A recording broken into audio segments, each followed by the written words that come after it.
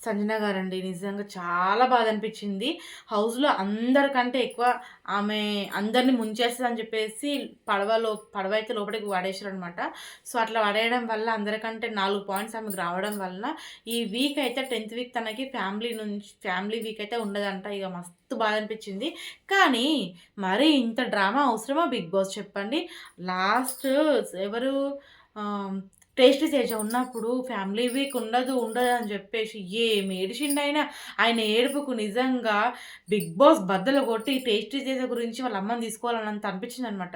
ఇప్పుడు గూడా అట్లనే మళ్ళా సంజన గారు ఏడుస్తా ఉంటే ఆళ్ళ పిల్లల్ని ఆమె ఎంత మిస్ అయితుంది. మళ్ళా గిట్ల డ్రామా ప్లే చేయడం అవసరమే లేదు. ఖచ్చితంగా సంజన గారి ఫ్యామిలీ అయితే వస్తుంది హౌస్‌లోకి. ఇగ బిగ్ బాస్ కావాలని ఇట్లా చేసిందనిపిస్తుంది నాకు.